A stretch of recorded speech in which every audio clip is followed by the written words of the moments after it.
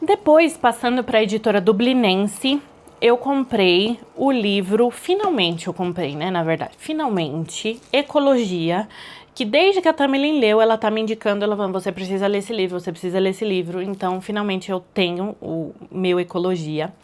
É da Joana Bertolo.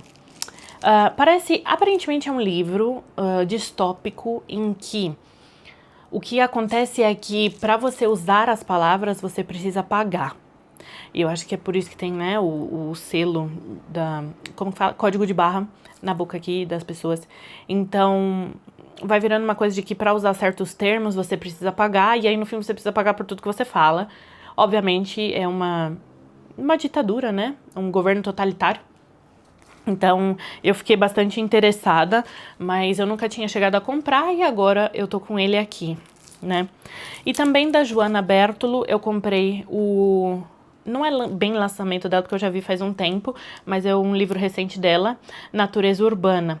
Esse livro é bem fininho, parece... Não sei se é um conto, se é uma novela ou o que que é, mas eu também ouvi falar muito bem dele. Então, resolvi comprar, porque também, nossa, não é como se esse livro ocupasse espaço, né?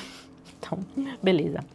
Aí, na Dublinense também, por fim, comprei um livro de uma escritora que estava há 1000 anos na minha lista, assim, mas 1000 anos mesmo, desde faculdade estava na minha lista. Eu lembro muito da Rita Araújo falando dele nos vídeos dela,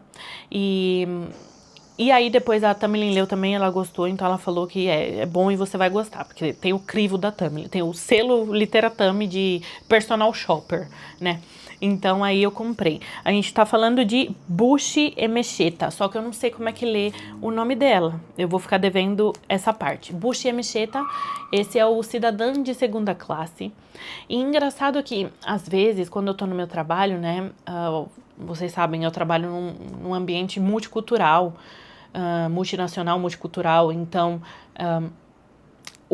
esse termo, muitas vezes, ele me assalta, assim, sabe? Ele passa pela minha cabeça, cidadão de segunda classe. Porque, querendo ou não, muitas vezes eu presencio pessoas sendo xenofóbicas, sabe? Então, pessoas tratando mal certas outras pessoas por conta da nacionalidade delas. E isso é muito complicado, porque no ambiente que você está trabalhando e está trabalhando com pessoas de diferentes culturas, o ser humano, através do seu ego, é muito fácil de cair nessa rede de preconceitos e começar a julgar as pessoas pela nacionalidade delas, ao invés de pelo talento, pelo profissionalismo, pela performance, né? Então é bastante complicado. E esse termo, cidadã de segunda classe, ele vinha muito na minha cabeça nas épocas que eu presenciava isso, né? Então é o livro que eu quero ler primeiro dela. E eu não sei, eu espero de alguma forma ele esclareça alguma coisa pra mim, ou eu espero ampliar esse assunto dentro do meu repertório. E o segundo dela que eu comprei, as alergias. As alergias. As Alegrias da Maternidade, tá? Esse livro eu comprei porque eu, na verdade, falei, caso eu goste de um, eu já vou ter outro na minha estante. Normalmente eu não faço isso, normalmente eu compro, a não ser os clássicos, né? Eu compro um livro de cada autor, aí eu leio, me proponho a ler e depois eu compro outro deles. Mas como era a festa da USP, tava com 50% e eu não sei quando vai ser a próxima vez que eu vou conseguir ir na festa da USP, né? Que com certeza não vai ser, por exemplo, ano que vem eu já não vou poder ir. Então aí eu resolvi comprar para deixar ele aqui em casa, mas não tenho pretensão de ler por enquanto. Depois a gente passou na editora Autêntica. Na Autêntica eu vi que eles estavam publicando algumas coisas sobre Freud. E aí, porque agora eu sou cria de TikTok, não cria, mas eu sou um pouco cria do TikTok. Tô acompanhando coisas por lá. Tô vendo muito vídeo no TikTok sobre psicanálise, estudantes de psicanálise e tudo mais. E aí eu pensei que talvez seja uma época boa para eu começar a ler sobre Freud. Porque até então eu nunca tinha me interessado. Eu achava ele uma pessoa bem polêmica a troco de nada. Mas talvez seja interessante. A minha mãe não gosta muito do Freud, ela prefere o Jung, mas eu acho que para ler Jung é preferível ler alguma coisa de Freud antes, né? Não sei, talvez eu esteja errada, mas enfim, eu não entendo de nada. Esse livro estava com o preço, então esse eu consigo dizer para vocês. O primeiro que eu comprei dele foi 3 ensaios sobre o amor. Esse foi indicação da própria vendedora que estava lá. Ela falou que é um texto muito interessante, que dá para começar a ler por ele. Eu paguei R$18, como vocês podem ver. E o segundo não é de Freud, mas é sobre um outro escritor falando de Freud, que é Gilson Iannini. Freud no século XXI. Ele se propõe a realmente dar uma introdução à obra de Freud, ou seja, te dá um panorama, te dá uma explicação geral inicial para que você não caia de paraquedas. E eu acho que é exatamente isso que eu preciso. Esse texto eu paguei R$42. Ele é o volume 1, que é Freud no século XXI, volume 1, o que é psicanálise. Eu acho que ele vai dar uma boa introdução para aquilo que eu quero entender. Então, tá aqui, o volume 2 eles não tinham lá, senão também eu teria pego. O próximo que eu comprei lá é Emmanuelle Lambert, O Garoto do Meu Pai. Paguei R$29. Esse foi indicação da Tamilin, mas eu também não conheço nada. Não sei se ele é talvez um escritor, ou escritora. Bom, Emmanuelle pra mim, se eu leio em italiano, é um homem, né? Mas pode ser que seja uma mulher também, eu não sei. Tô pensando que seja francesa. Vamos lá. Num domingo de setembro, a narradora percebe que tem apenas alguns dias para se despedir do pai, vítima de um câncer em fase terminal. A esperança em mantê-lo vivo por mais um dia, por mais uma hora, e a pressa em vê-lo aliviado, já que a morte é irremediável, se contrapõe. Um livro que vai ser uma pedrada, não é mesmo? Depois, por último, da Editora Autêntica, voltando a falar do que eu falei no começo do vídeo, né? Mônica Orreda. Eu comprei um livro da Mônica Orreda, eu já li Voladoras, que eu tenho no Kindle, já li Mandíbula, porque a gente leu pro clube da Tamilin. Acabou comigo aquele livro, acabou comigo. E aí eu li Voladoras no Kindle, comprei. Na Argentina, eu comprei um livro dela que chama Nefando, se não me engano. Na época, era o único livro que eles tinham, além desses outros dois, né? E eu não acho que ela já tenha, naquela época já tinha publicado esse aqui. Então eu tenho Nefando, só que eu não cheguei a ler, ainda tá aí pra eu ler. E agora eu comprei Xamãs Elétricos na Festa do Som. Mônica Orreda, assim, você precisa estar com um psicológico bem forte pra você ler e não se destruir. Como tá escrito aqui, paguei R$39. É praticamente uma história sobre alguém subindo a montanha, que é o monte... Tem um vulcão lá, né? Se não me engano. Posso estar falando besteira, mas pelo que eu entendi, do que eu li de Mandíbula, tem um vulcão no Equador. Pode ser que esteja adormecido, e aí gente que faz essa trilha de subir a montanha e tudo mais. Parece bastante interessante. Eu sei que tá escrito que é romance, mas eu não entendi se talvez fosse uma coisa que a própria Mônica fez, né? De subir até o topo lá, enfim. Mas eu sei que a gente tá numa época de falar mal dos legendários, etc. Eu também acho aquilo ridículo. Desculpa, mas, né? Enfim, aí eu fico pensando, subir a montanha, ai meu Deus, será que eu vou gostar? Mas eu espero que eu... Não, é Mônica Orreda, eu vou gostar, eu tenho certeza. E aí eu fui na editora Edipro. Eles tinham um box que eu queria muito, só que eu já tenho 50 mil, acho que estão todas aqui, ó. 50 mil edições de meditações do Marcus Aurélio. E aí eu não queria comprar mais uma, eu falei, meu, tudo tem limite, né? Acho que eu tenho 2 em inglês, 2 em português. Chega, já tá bom. E aí, então, eu não comprei o box do estoicismo, mas eu comprei os que faltavam. O manual do Epiteto. Então, esse é o Arte de Viver Melhor, do Epiteto. Eu gosto muito de estoicismo. Tento ao máximo seguir o estoicismo. Estudo, é um das áreas do meu estudo, digamos assim. Em filosofia, eu estudo estoicismo, né? Então, gosto bastante. Gosto de ampliar meus conhecimentos. Eu gosto muito do Ryan Holiday, que é um escritor moderno sobre o estoicismo também. E, por fim, eu comprei Sêneca, sobre a brevidade da vida, tá? Esses 2 estão aqui, espero ler em breve para poder estudar mais. Aí, lá por último, a gente encarou a fila da Companhia das Letras, né? E chegou lá, mas assim, enfim, não tinha muito, era já o fim do dia, então eles não tinham muitos dos livros que eu queria. Mas enfim, eu consegui fazer boas aquisições. Do Thomas Mann, na Companhia das Letras, eu acabei comprando Mário e o Mágico. Eu queria comprar também A Morte em Veneza, só que já não tinha, não é que estava esgotado, é que tinha acabado o estoque ali, eles estavam trazendo mais, né? Então no dia seguinte teria, mas no dia seguinte eu não voltaria lá. Então eu acabei ficando só com o Mário e o Mágico, que, pra falar a verdade, eu ainda não li nada do Thomas Mann. O que eu li foi A Morte em Veneza, e aí eu queria reler, porque a edição que eu li, Morte em Veneza, era da biblioteca da minha faculdade. Mas enfim, então tem mais um livro aqui pra eu ler antes de que eu entre na Montanha Mágica, né? Porque é uma história muito longa e tal. Eu queria talvez entender melhor a aura do Thomas Mann antes de me aventurar nessa grande jornada. Aí eu comprei também da Andrea Del Fuego, Malaquias. Da Andrea Del Fuego eu li A Pediatra, um livro maravilhoso, é sensacional. E aí agora eu resolvi comprar mais um, porque eu só tinha o Pediatra, né, na minha coleção. Então agora eu tô ampliando minha coleção de Andrea Del Fuego, é um dos próximos que eu vou ler, porque realmente, essa escritora, assim, selo Tarsila de qualidade, ela é realmente muito boa. Aí, comprei também o livro As Últimas Testemunhas, então, Crianças na Segunda Guerra, de Svetlana Alexievich. E, na verdade, eu também queria Vozes de Chernobyl, só que não tinha, também tinha esgotado, então não consegui comprar.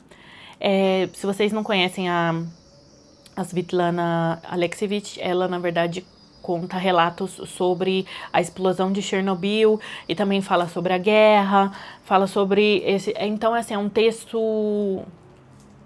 relato. Ela, por exemplo, Vozes de Chernobyl, ela coletando relatos de pessoas que viveram a explosão de Chernobyl.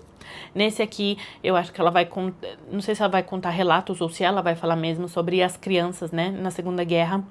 De qualquer forma, são textos bastante interessantes e eu acho que ele entra nessa senda de Solzhenitsyn e o Chekhov falando da Ilha de Sakhalina. Eu acho que entra nessa senda do relatos sobre momentos trágicos da vida dos russos, né, e do leste europeu. Que pena que não tinha Vozes de Chernobyl, mas eu já tava lendo no meu Kindle, só que é o Kindle antigo, que hoje eu nem ligo mais, assim, faz muitos anos que eu não uso aquele Kindle, e eu não consegui transferir nenhum dos livros que estavam lá pro meu Kindle atual. Então, enfim, né, talvez eu tenha que recomprar, mas aí talvez eu recompre no próprio Kindle mesmo. Por fim, eu comprei um livro do Philip Roth, A Marca Humana. Na verdade, do Philip Roth eu tenho um texto que chama A Humilhação, mas eu não li. É um texto curtinho, mas eu ainda não li. Esse A Marca Humana eu fiquei muito interessada por conta do enredo, né? É um professor que é acusado de abuso, né? Em uma das alunas dele, enfim. E eu acho que também fala um pouco sobre racismo, se não me engano. Eu não sei dizer exatamente, mas... a temática dele, quando eu ouvi falar, ouvi a Paloma Lima falando dele, achei bastante interessante. Resolvi acrescentar na minha coleção aqui. E quero ler em breve. Aí eu comprei um livro que a gente também vai ler no Clube do Livro da Tamilin, no ano que vem, que é O Discurso Vazio, de Mário Levriero, tá? Quando eu ler, eu vou contar pra vocês, porque desse eu realmente não sei nada. Aí eu queria comprar alguns livros da Zahar, mas infelizmente a edição de bolso de Mulherzinhas já não tinha mais, já estava esgotado. Então comprei Mulherzinhas na edição da Penguin, tá? Eu nunca li mesmo, e também eu evitei ver o filme que foi lançado, né, que tem a Emma Watson e tudo mais, porque eu quero ter a oportunidade de ler o livro primeiro, antes de assistir ao filme. Mas esse ano eu já li Jane Eyre, que eu acho que é um calhamaço de um clássico, de uma mulher, etc. Então, eu não sei se eu vou ler esse ano ou se eu vou esperar para ler no ano que vem, porque... Não por nada, mas tem que ser economizado, né? Porque, por exemplo, a gente conhece a Louisa May Alcott, né? A gente conhece por Mulherzinhas. Aí, por exemplo, Jane Eyre... As irmãs Brontë já morreram, não é que eu posso ler todos os livros de uma vez, porque depois eu não vou ter nada pra ler. Aí eu tô com a Inquilina de Wildfell Hall aqui, Só que eu ainda não li, eu comprei logo depois que eu li Jane Eyre, mas eu vou esperar, talvez ano que vem eu leia, porque certas coisas a gente tem que economizar. E aí, por último, eu comprei a autobiografia O Mundo de um Homem, de Stefan Zweig. Porque não existe uma pessoa que eu tenha visto, que tenha lido esse livro e que não tenha adorado. Então, eu acho que vale super a pena, no mínimo, porque eu nunca vi ninguém que falou mal desse livro. Tipo, ai, não gostei, ai, não sei o quê. Todo mundo fala, é incrível, é maravilhoso, precisa ler.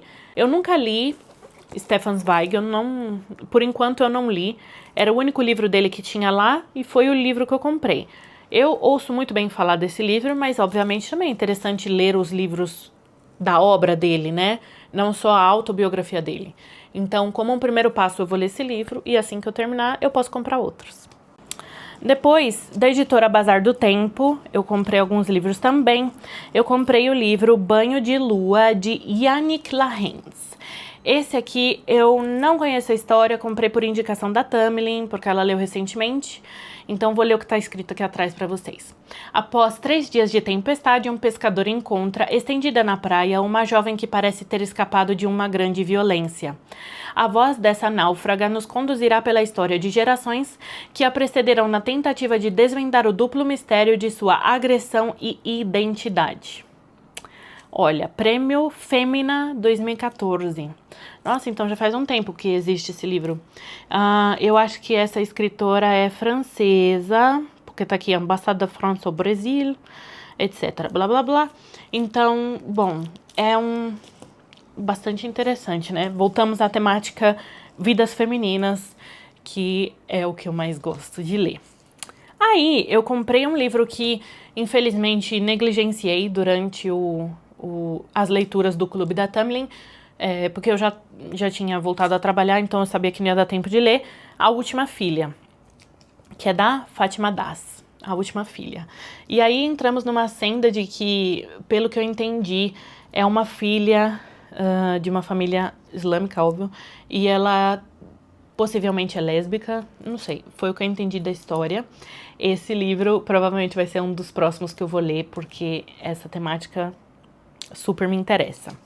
Aí na Bazar do Tempo, por último também, eu comprei a entrevista completa para a revista Rolling Stone da Susan Sontag.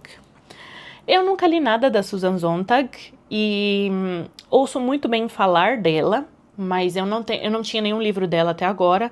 Eu tava quase pensando em comprar mais um, que é aquele Diante da Dor dos Outros, mas parece que ele não é um bom livro para começar, precisa ler algumas coisas antes. Então eu resolvi ler a entrevista dela, porque é uma entrevista muito famosa, falam muito bem dessa entrevista. E assim que eu lê-la, se eu gostar, me interessar, eu compro mais alguma coisa, né? Agora, indo para a editora 34. Na editora 34, comprei alguns livros que eu achei, assim, pertinentes. E achei que também seria uma boa oportunidade de expandir o meu conhecimento da literatura russa, apesar de que eu já tenho alguns na minha estante, né, que ainda faltam ser lidos, mas eu achei que valia a pena no momento. O primeiro que eu vou falar não é russo, ele é o Gael Faye, não sei como é que se diz. Ele vai ser um dos livros que a gente vai ler no Clube da Tamilin no começo do ano que vem. Então eu já garanti o meu, Jacarandá, tá? Essa capa tá bastante interessante, bastante. E aí tá escrito aqui, 23ª Flip, autor convidado. Eu lembro quando ele esteve aqui, a Tamilin fez uma entrevista com ele, ela gosta muito do trabalho dele, eu ainda não tive a oportunidade de ler. Então, esse livro a gente vai ler para o clube no semestre que vem, estou interessada. Depois, também, um outro livro que a Tamilin leu, acho que ano passado, ou esse ano talvez, e aí a gente conversando, eu fiquei bastante interessada. E aí eu resolvi comprar essa edição, porque tá bem bonita e o preço tava bem ok. Eu acho que aqui nesses livros tem o preço. Bom, então, aqui tem o preço. Jacarandá eu paguei R$36, tá? E aí esse próximo que eu tô falando é o Romance de Tristão, de Beru. Aparentemente ele é um romance mais em verso, eu não abri ainda o livro. Bom, a gente sabe, é o livro sobre a história de Tristão e Isolda, né? Nesse livro eu paguei R$43. Então dá pra ver que os preços da 34, eles são realmente um pouco mais elevados. Mas se tratam de traduções difíceis de fazer, não é todo mundo que traduz do russo ou do, sei lá, do celta antigo, então também a gente tem que considerar tudo isso. E eu acho a qualidade dos livros muito boa, né? Inclusive minha câmera tá apoiada no Crime e Castigo. Enfim, né? Beijos. Beijos, Crime e Castigo. Aí, próximo que eu comprei da editora 34 é o Rudin, de Irvan? Como assim? De Ivan Turgenev. Do Turgenev, esse ano, ou ano passado, eu li Pais e Filhos. Eu amei, mas o Bazarov é um chato do caramba, mas eu fiquei com muita dó dele no fim. Eu li para um clube do livro que eu fazia parte, né? Não faço mais parte, mas talvez ano que vem talvez eu compre, não sei. A gente leu Pais e Filhos, todo mundo odiou o Bazarov, mas óbvio, ele tem a redenção dele também, digamos assim, então meio que a gente tem raiva, mas a gente tem dó. E gostei muito do Turgenev, a gente sabe que o Turgenev, ele é um grande influenciador de outros escritores russos, né? Então eu resolvi comprar esse, que é o seu romance de estreia, do 1856. Eu não sei do que se trata, mas eu espero... eu não quero saber também, eu quero ler primeiro e depois a gente fala sobre ele. Resolvi comprar porque, como eu já li o Pais e Filhos, eu acho que voltar para o começo e ler do começo faz mais sentido. Que é o que eu fiz também, estou fazendo com Dostoiévski, então comecei lá por Noites Brancas. E aí depois a gente vai fazendo o upgrade do escritor. Depois comprei livro da Lyudmila Ulitskaya, Meninas, que aparentemente é um... desculpa, eu não falei, né, que eu paguei no texto do Rudin, eu paguei R$34. Um preço que pra mim tá bem razoável. Bom, voltando a Lyudmila Ulitskaya, ela escreveu Meninas, então esse é o texto.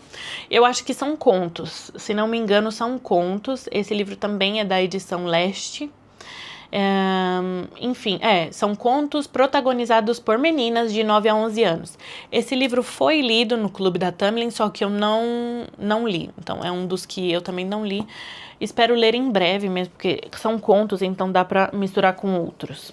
Aí eu comprei um livro que pra mim faz bastante sentido.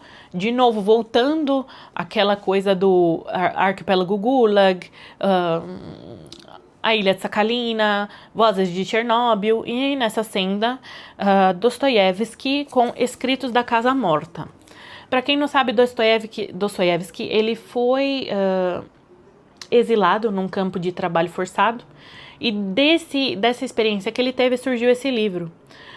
Eu acho que é um livro romance que conta a história de um rapaz que vai para os trabalhos forçados, mas isso é um romance baseado muito fortemente na realidade, porque o Dostoiévski sabe do que ele está falando, né?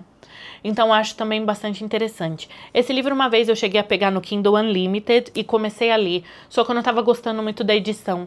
Então aí eu parei e aí eu falei, quando eu tiver oportunidade eu vou comprar o da edição da 34 e aí eu leio na edição da 34. E paguei, está escrito R$49,50, cara, falando do estilo de livro e sabendo os preços do 34, R$49,50 pra mim tá ótimo, perfeito, muito obrigada. Aí, por fim, da editora 34, eu comprei o livro O Mestre e Margarida, de Mikhail Bulgakov. Ele também é um escritor bastante famoso, eu nunca li.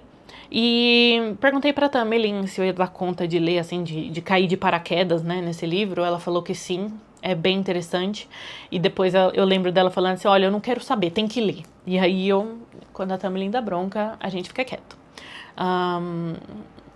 É aparentemente um livro tipo Fausto, só que russo, né, o Pacto Fáustico, talvez, só que russo. Então é o diabo à solta.